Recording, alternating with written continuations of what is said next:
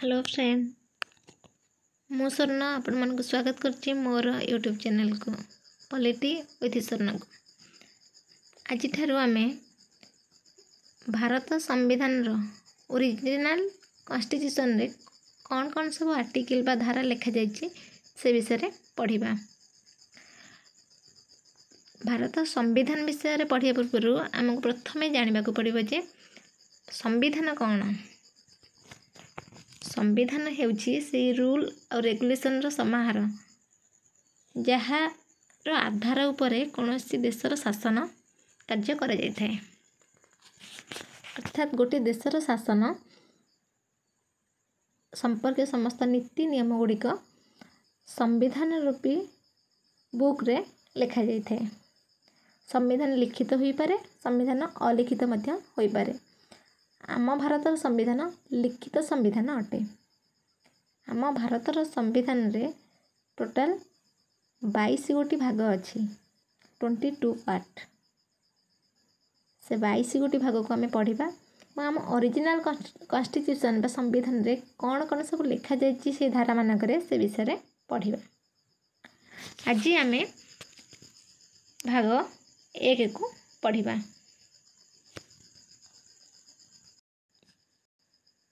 भाग 1 रे आमर 4टी अनुच्छेद बा 4टी आर्टिकल अच्छी। आर्टिकल 1, आर्टिकल 2, आर्टिकल 3 एवं आर्टिकल 4। प्रथमे आम देखिबा जे आम ओरिजिनल संविधान रे कौन लिखा जाइछि एवं तापर से गुडी को आम बुझिबा को चेष्टा करबा। देखंतु भारतीय संविधान रो भाग 1 जहाँ कि संघ एवं तार राज्य क्षेत्र विषय रे वर्णना करिथाय।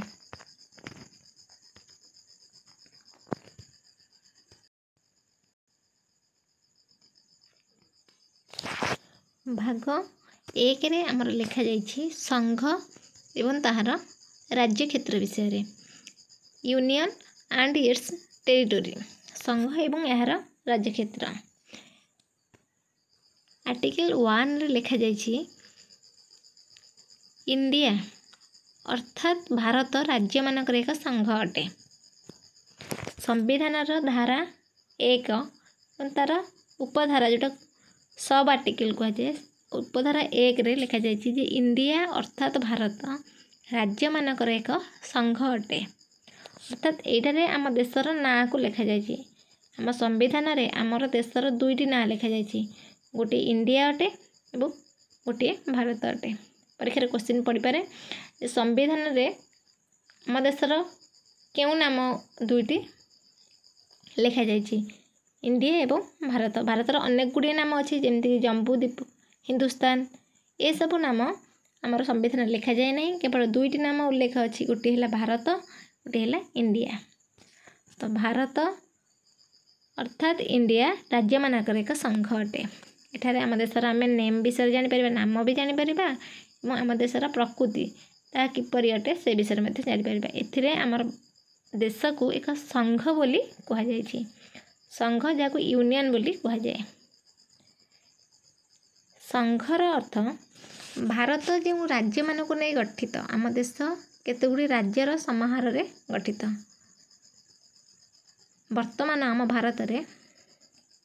28 गोटी राज्य, 8टी केन्द्रशासित अंचल अटे। ये राज्य गुड़िक आम देश रे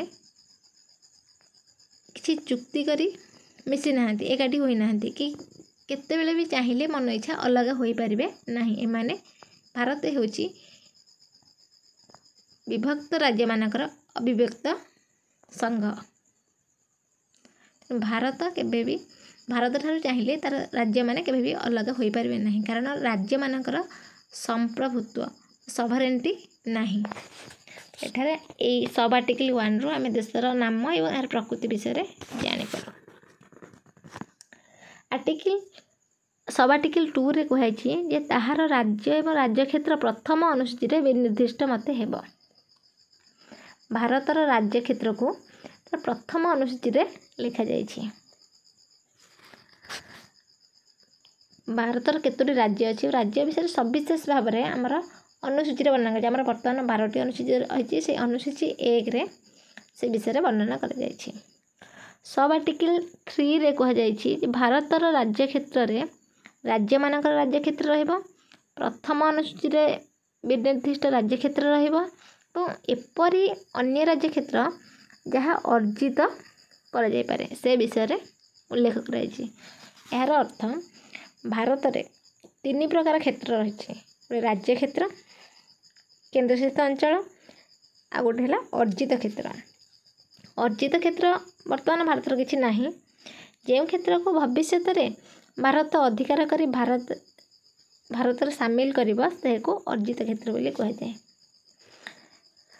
ये आम संविधान में आगुआ व्यवस्था अच्छी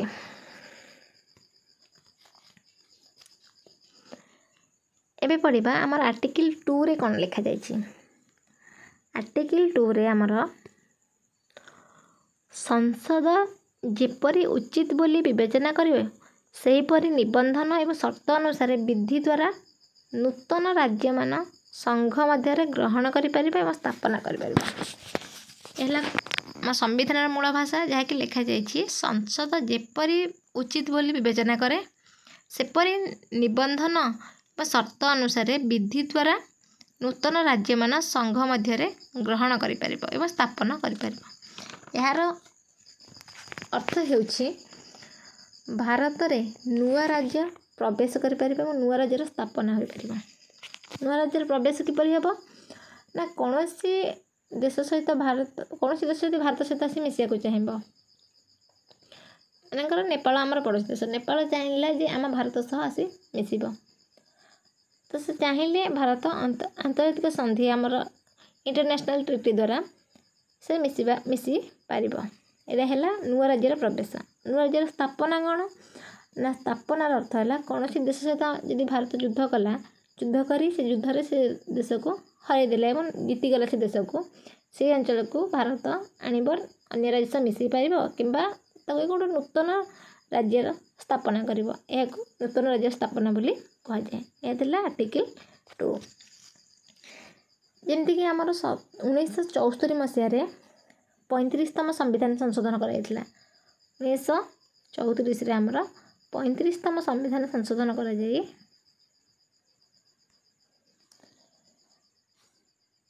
सिक्किम को सहराज्यर मान्यता मिलता 35तम संविधान संशोधन रे सिक्किम को सहराज्यर मान्यता मिलला एवं 36तम संविधान संशोधन रे आमर सिक्किम को पूर्ण राज्यर मान्यता मिलला एवं सिक्किम आमर 22तम राज्य है जितेबाला सिक्किम आम राज्य सहित मिसवा चाहिए तो प्रथम ताको सहराज्यर मान्यता दि जाता 1974 मसीह 1975 पूर्ण राज्यर मान्यता मिलला एवं बर्तमान सिक्किम आम भारत एक अविच्छेद्य अंग अभिन्न अंग ही अच्छी यह थी आर्टिकल 2 एबे आम पढ़ा आर्टिकल 3 आर्टिकल 3 रे कौन लिखाई ना संसद विधि द्वारा कौन सी राज्य रे तहिर राज्य कौन सी राज्य तार राज्य क्षेत्र को पृथक करी किंबा 2 वा अधिक राज्य को राज्यर भाग को मिलित करी अथवा कौन सी राज्य क्षेत्र कौन सी राज्यर भाग संगे मिसई नूतन राज्य गठन कर यार अर्थात संसद यदि चाहिए यूपी रु किसी अंचल को नहीं पृथक करी गोटे राज्य तैयारी कर पारिबा बा यूपी रु किसी अंचल बिहार रु किसी अंचल मिसई गोटे राज्य तैयारी कर पारिबा किंबा कौन सी राज्य संगे मिलित करी नूतन राज्य मध्य गठन कर पारिबा कौन सी राज्य मानकर बिहार किसी अंचल को नहीं गला एवं झारखंड किसी अंचल को मिसेला तो नूतन राज्य सृष्टि कर ये सब पावर आमर संसद को दि जाइए कौन सी राज्यर क्षेत्र में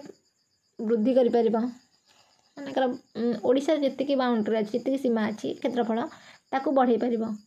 ए पावर मध्य आमर संसद पाखे अच्छी कौन सी राज्यर क्षेत्र को ह्रास कर कम भी कर कम कर अन्य कौन राज्य को देपार कौन सी राज्यर सीमार परिवर्तन कर कौन सी राज्यर नाम को परिवर्तन कर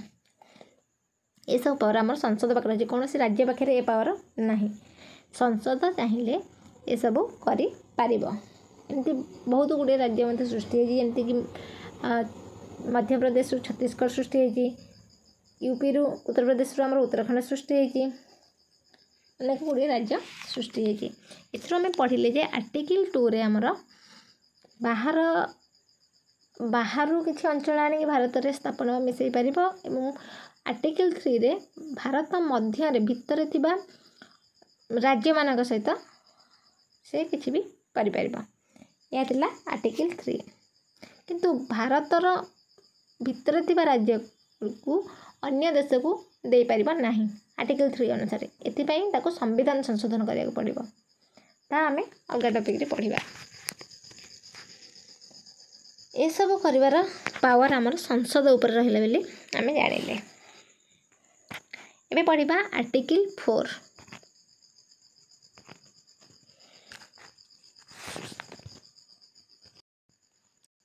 आर्टिकल 4 रे आमर कहा जायछि जे आर्टिकल 2 एवं आर्टिकल 3 अनुच्छेद 2 और 3 जहाँ लिखा जायछि ताहा आर्टिकल 368 रु बाहर रखा जिवो अर्थात एति 368 आर्टिकल आमर संविधान संशोधन को दर्शाए 368 आर्टिकल जोटा कि संविधान संशोधन को दर्शाई थाए आमर 368 आर्टिकल ये 368 आर्टिकल जो अच्छी ताकि संविधान संशोधन विषय न संविधान संशोधन से विषय रे इथरे लिखा जायछि ए संविधान संशोधन ए आर्टिकल 2 और आर्टिकल 3 को संविधान संशोधन रो बाहर रखा जायछि संविधान संशोधन एक बहुत बड़ प्रोसेस सेथिबाई ए आर्टिकल 2 और 3 रे जहाँ सब भी करा जीवो संविधान संशोधन रो बाहर रखा जायछि एटा लिखा जायछि जे अनुच्छेद 2 बा अनुच्छेद 3 रे निर्दिष्ट विधि रे सही विधिर उपबंध मानकु प्रभावी करबा पई प्रथम अनुसूची और चतुर्थ अनुसूची संशोधन निमित्त जेपरि आवश्यक सेपरि उपबंधन अंतर्विष्ट हेब एवं संसद जेपरि आवश्यक बोली विवेचना करे संसद रे तथा जो राज्य बा राज्य मानक उपरे एपरि विधि प्रभाव पकाउ थाए सही राज्य बा राज्य मानकर विधान मंडल मानकरे प्रतिनिधित्व संपर्कीय उपबंध समेत से अनुरूप आनुषंगिक और परिमाणिक उपबंध मान मध्य अनर्विष्ट हेब अर्थात यही प्रकार कौन सी विधि अनुच्छेद 368 प्रयोजनार्थ यही संविधान संशोधन बोली विवेचित हेब नहीं तो आर्टिकल 2 रे माने कौन सी बाहर अंचल को आनी आम देश यदि मिसेबा कि आम देशर कौन राज्य को भांगी आम नूतन राज्य सृष्टि करवा कौन राज्यर नाम को परिवर्तन करवा ये सब आम संविधान संशोधन कर नहीं या संविधान संशोधन बोली विवेचित हेब नहीं या आर्टिकल 2 आर्टिकल 4 रे आमर लिखा जायछि ए सब संशोध करिबो एथिपाई राष्ट्रपति पूर्व अनुमति आवश्यक होता है राष्ट्रपति यदि कौन राज्य क्षेत्र किंबा नाम रे परिवर्तन करने को चाहिए से सही राज्यर विधानसभा अनुमति मागिबे किंतु से राज्य यदि मना करे तार अनुमति दिए नहीं तेबे राष्ट्रपति से राज्यर कथा मानिबे बाध्य नुहंती से परिवर्तन करिपारिबे तो संसदर साधारण बहुमत रे करिपारिबे एथिपाई किछि राज्य मानक ऊपर किछि पावर नहीं राज्य मानक किछि पावर नहीं जहाँ करिबो संसद करिपारिबो एहा थिला आर्टिकल 1 रु 4 पर्यंत एहीपरि भाबरे यदि आम भारतर ओरिजिनल कॉन्स्टिट्यूशन को पढ़ा चाहते तो मो वीडियो को लाइक करेंगे और मो चैनल को सब्सक्राइब करेंगे थैंक यू।